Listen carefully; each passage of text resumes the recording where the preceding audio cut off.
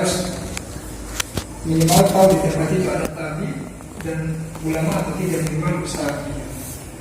Seperti itu. Ilmu kedua, ilmu yang paling mulia setelah ilmu tentang halal zaman ini ternyata Imam Syafi'i di dalam buku ini. Kalau bisa cari bagus.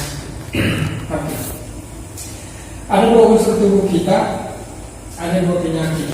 Jadi kalau kita bicara tentang sakit itu, nanti ada yang disebut dengan ruh atau jiwa atau sen.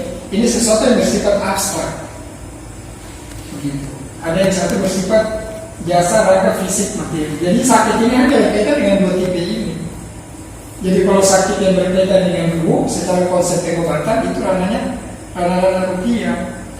Seperti itu. Tapi bisa dikomunikasikan dengan fisik. Contoh pada kasus gangguan jiwa itu bisa diruqyah. Tapi secara konvensional gangguan jiwa itu rata-rata berkaitan dengan kondisi neurotransmitter otak. Itu adalah satu zat di kepala yang ketika itu dia mengalami ketidakseimbangan itu sakit. Contoh kan melihat orang tangan bergerak sendiri. Nah, medis bilang itu ada itu. Parkinson. Begitu. Parkinson itu kan tangan tergerak. Itu berkaitan dengan ruh sebenarnya. Kalau itu pengobatannya dengan cara apa? Bisa dengan apapun tuh. Bisa dengan bekam. Tapi ditunjang dengan pengobatan yang berkaitan dengan ruh, jiwa, sen itu. Nah, itu lewat ruqyah. Seperti itu. Nanti kalau yang fisik, bekam, totok punggung, fasdu, kiropraksi. Sen ini itu harus dipahami dulu. Sen itu kayak gimana sih contohnya? Sen itu kaitannya dengan sen semangat. motor. Itu bersumber di jantung. Semangat itu bisa dilihat dari wajah. Jadi orang dengan sen bagus, ketika datang ke klinik itu pasti wajahnya bersinar, tidak murung. Itu sennya tanda bagus. Prognosa penyakitnya bagus. Gejala ya, gejala. Iya, tampak sen itu sesuatu yang terlihat. Semangat, sen itu bisa diartikan semangat. Jadi kalau dia datang di klinik, muka murung, pucat, tidak suara lembut, itu sennya murung. Nah itu kalau kondisi terapi, jangan kita terapi bekam. Seperti itu. Ya. Jadi tentang pengobatan ini sebenarnya tereksploitasi atau kita dituntut untuk senantiasa mencari lah, karena ini didasari hadis setiap penyakit ada obatnya. Jika obat menyebabkan penyakit, maka penyakit itu sembuh dengan izin Allah. Seperti itu. Dilanjutkan lagi, Allah tidak menurunkan penyakit, melainkan menurunkan obatnya. Sebenarnya kalau lebih teliti ini kaitannya dengan bagaimana orang meneliti. Kalau medis, jadi kalau kita mau kawinkan dengan ilmu konvensional, segala sesuatu yang kita lakukan itu harus punya rujukan evidence-nya, IDN-nya apa gitu. Makanya dokter Jadul itu marah dengan teman-teman sejauh dalam hal ini dokter. Kadang tanya bekam punya evidence-nya mana. Nah, makanya dia kembalikan ke ayat tadi gitu. Jadi kaitannya dengan akidah, kita harus pegang dulu bahwa bekam adalah sebaik-baik pengobatan seperti itu. Nabi Muhammad SAW menemui seorang laki-laki yang sedang sakit dan berkata, panggilkan seorang tabib dokter untuknya. Ya Rasulullah, engkau benar-benar mengatakan itu. Bila dia benar. Jadi memang untuk konteks urusan seperti begini harus serahkan ke yang ahlinya. Seperti itu. Oke. Timbun Nabawi itu berupa apa saja? Bisa bekal, minum madu, ada air susu, ada apa jatuh. Jadi intinya ketika kita sinkronkan itu ada penjelasan dari sisi nas. Dalam hal ini adalah di dalam hadis. Jadi kalau baca kitab yang tadi saya sebutkan tadi itu dijelaskan panjang lebar tentang madu, tentang hati. Kita para ulama itu seperti itu. Nah ini masuk dalam murid Timbun Nabawi.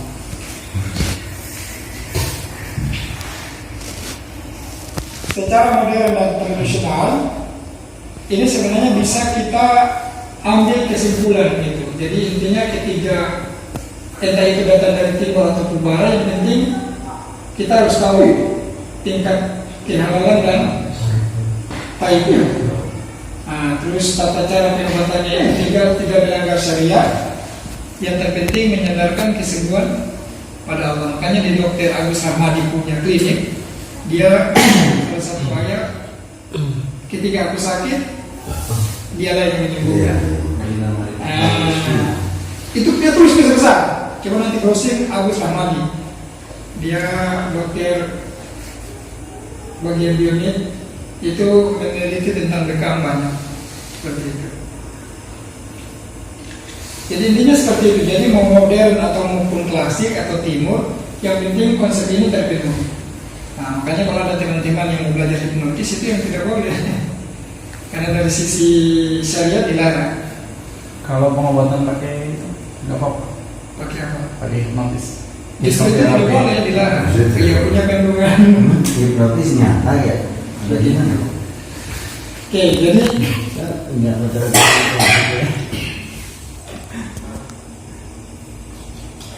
ilmu kedokteran itu baik timur maupun barat sebenarnya bisa digolongkan dalam Tibun Nabawi sepanjang memenuhi kriteria-kriteria yang tadi.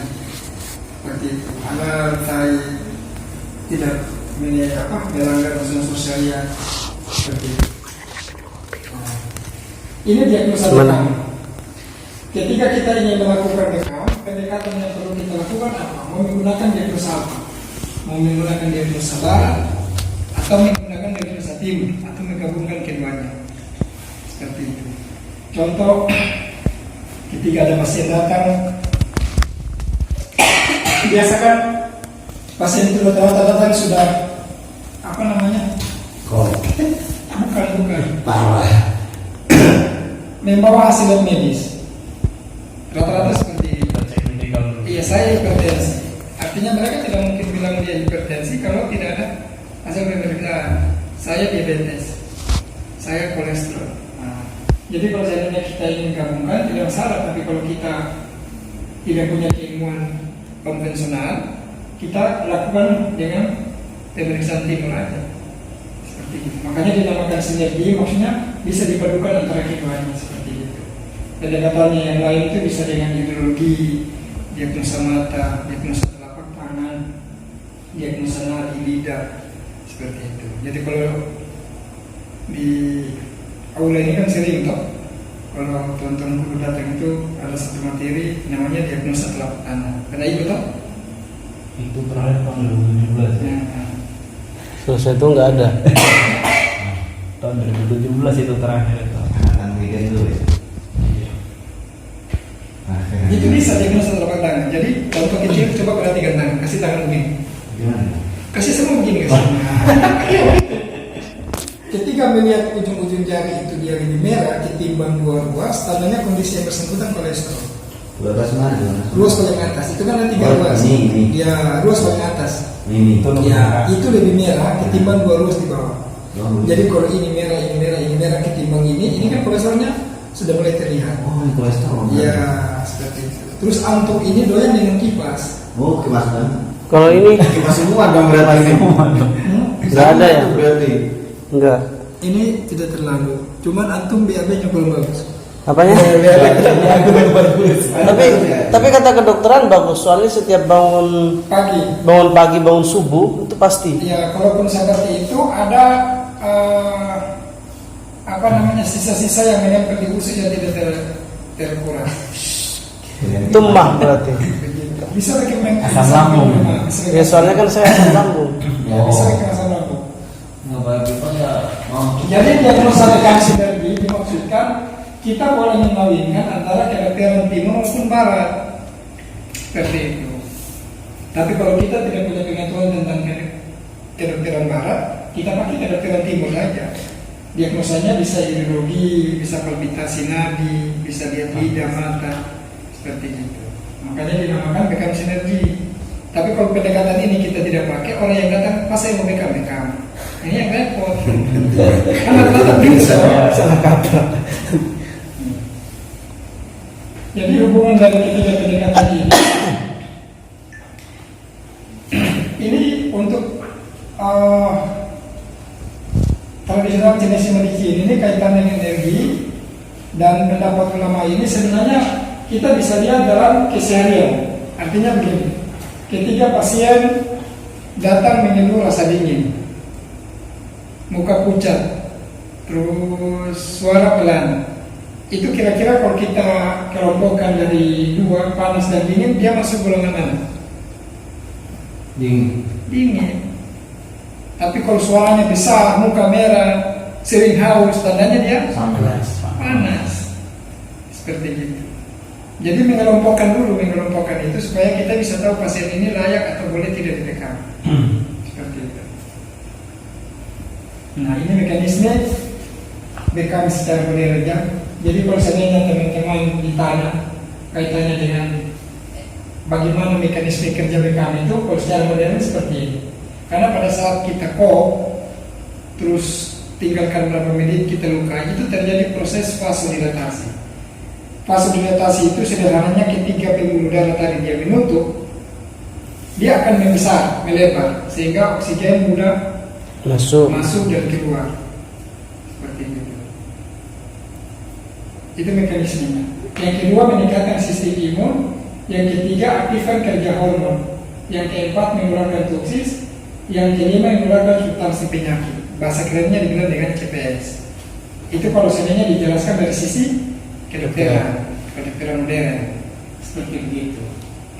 Nah, itu bisa dengan konsep dengan penyakit diabetes, hipertensi, nyeri kepala, nyeri pinggang, seperti itu. Pertanyaannya, untuk kasus begini, apakah semua bisa dibekam?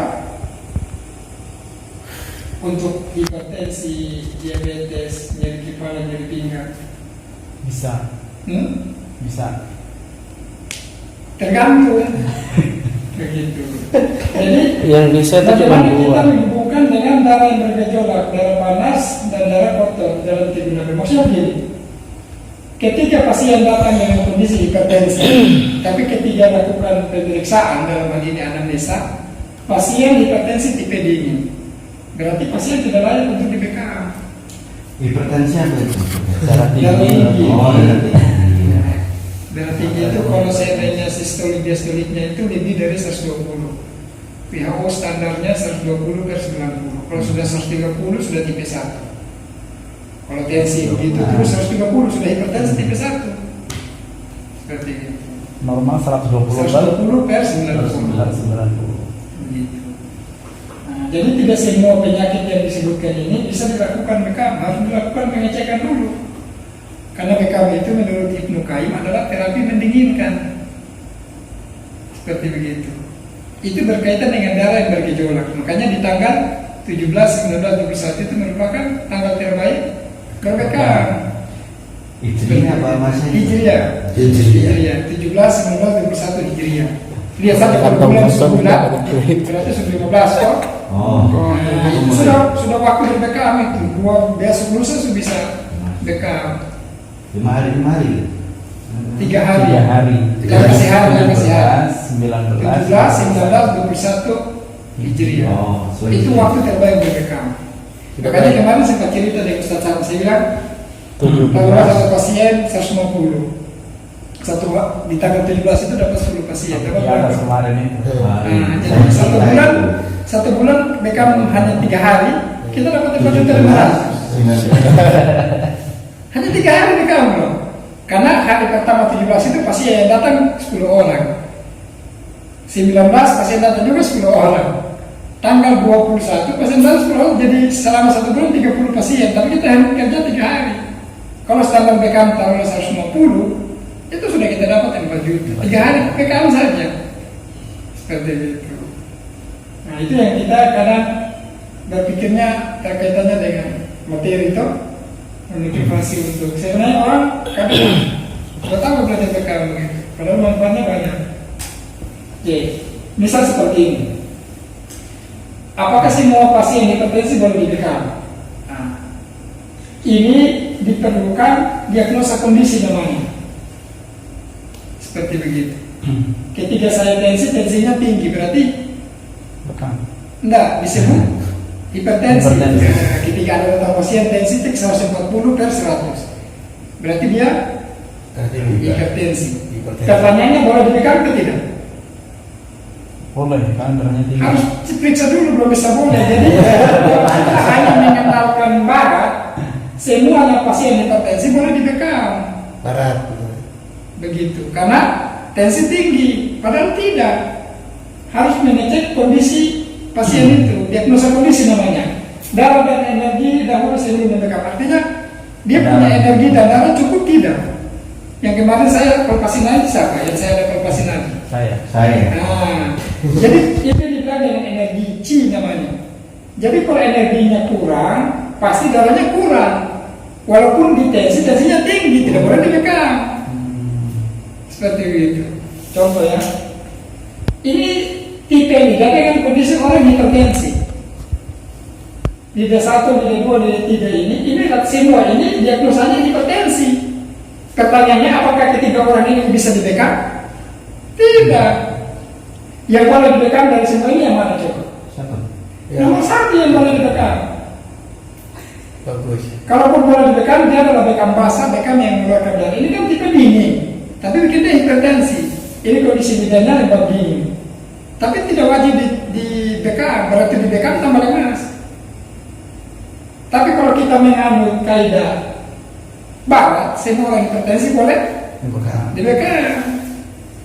Makanya dibilang dengan bekam sinergi. Jadi harus tahu dulu kondisi pasien itu. Walaupun kita sudah tensi dan dia dinyatakan hipertensi, tapi kalau energi dan darahnya kurang, tidak boleh dibekam. Ibarat air ini, kalau dia hipertensi tapi energi dan darahnya hanya tinggal di sini, bekam itu kan kita ambil, kita membuang. Kira-kira tambah habis kan tidak? Nah, seharusnya prinsip terapinya adalah ketika kurang kita tambah. Begitu. Jadi kalau kurang itu prinsip terapinya ngisi tambah. Tambah itu apa? Dengan materi. Begitu. Materi itu lewat nutrisi. Bisa dengan kurma kalau defisiensi darah, bisa dengan habatus soda kalau defisiensi energi. Seperti itu. Tapi kalau pendekatan bekam sinergi tidak dipakai, semua orang hipertensi pasti dia bekam. Coba survei. Dia tensi tinggi, bekam bagus. Harus bekam gimana? Seperti itu. Makanya harus tahu kondisi bekam sinergi. Ini ditulis di bekam sinergi halaman 33. Kalau bisa lebih tadi. Itu pasti 3 ini, 3 apa? Ini diambil dari buku itu. Oh. Maksudnya kalau ini Warnanya udah pasti kayak Yang begini. ketiga itu gimana? 3 ini. Kalau yang ketiga ini tipe apa? Ini kan panas, ini dingin, ini panas kering. Panas kering. Ini bisa bekam, tapi bekamnya bekam kering untuk membuang panasnya. Makanya kalau kita kopi itu biasanya kok Dua. beruap. Begitu. Tapi kalau pendekatan ini kita tidak pakai, semua orang hipertensi kita bekam. Pengalaman kau ke tempat bekam itu paling cuma tensi aja. Nah itu yang mereka tidak belajar bekam sinergi. Itu yang bahaya. Jadi kayak bulan Saya Ustadz yang di banyak. RBI sama di Bekam Rukja, di 2 tempat itu paling cuma di itu aja. Ilmu itu belum banyak yang belajar karena baru akhir-akhir ini saja orang yang mau melirik tentang konsep bekam sinergi. Seperti itu. Nah, ini kondisi kenapa bikin tensi naik ini. Cuma kalau mau dalam ini agak repot karena penjelasannya secara medis. Tapi secara tradisional, jadi kalau seandainya kita cek palpasi nadi, kan kiri itu, kiri cara pegangnya kiri berarti. Cuma kunci. Kalau pegang dia penuh nadinya bisa bergejolak, toh nadinya bisa bergejolak, nadinya kosong lama. Dari sini kita bisa menentukan pasien ini boleh dibekam atau tidak. Jadi kalau nadi besar bergejolak dan cepat itu wajib. Begitu. Kiri, sebelah kiri. Kalau besar itu begitu pegang sudah kayak kudut sudah terasa. Seperti itu. Kalau bergejolak itu dia tendang, tuh. Kalau sentuh sudah. Wajib itu dalam buku TCM klasik 5.000 tahun ditulis itu dia menyebutkan Yibi, Tongki, Tongbi, Inci seperti begitu. Jadi penyakit sama, trennya bisa berbeda, tapi diagnosanya berbeda. Penyakitnya sama, terapinya bisa sama. Seperti begitu. Macam contoh hipertensi. Sama-sama satu penyakit, tapi karena kondisinya berbeda, penanganannya berbeda. Contoh, ini dibekam basah, ini tidak dibekam, ini tapi dimoksa, ini dibekam tapi bekam kering, tidak mengeluarkan darah. Padahal sama-sama Darah darah tinggi. tinggi. Hipertensi. Nah, seperti begitu. Oke. Nah, dia punya magnet. Diagnosa penyakit sama, terapi bisa beda. Diagnosa penyakit beda, terapi bisa sama. Seperti itu. Ayo, Oke. ayo. Jadi yang dimaksud dengan bekam sinergi itu adalah sebuah metode penanganan penyakit yang melibatkan penarikan Qi atau energi dan Shi atau darah. Jadi dalam ilmu akupuntur itu Qi dan Shi itu masuk dalam 7 materi. Seperti itu. Jadi kalau seandainya ini cukup, berarti wajib bekam. Karena tujuan bekam itu kan penarikan Qi dan Shi itu ke permukaan kulit, ke kapiler. Makanya di dalam bekam itu kan permukaan tidak boleh sampai ke hipodermis, harus 2 hidropisan atas saja. Dermis sama epidermis. Tidak boleh sampai ke hipo. Kalau sampai ke hipo berarti yang keluar adalah darah segar. Makanya kalau bekam pakai yang lecet itu saja, insya Allah itu sudah ukuran, dia tidak melewati hipo. Seperti itu. Nah, menggunakan ruang hampa udara atau kop yang kalian telah lakukan, yang tercipta dengan gelas kosong atau kop dengan mempertimbangkan 7 materi dasar. 7 materi dasar itu salah satunya Qi dan Shi. Begitu, energi dan darah. Jadi yang tadi saya bilang, kita mengambil sesuatu, berarti sesuatu itu harus minimal cukup atau lebih. Kalau tidak, jangan kita ambil. Jadi bekam yang kita melakukan itu kaitannya dengan membuang atau mengambil 7 materi yang ada di dalam sini. Jadi sarannya harus full atau cukup. Begitu.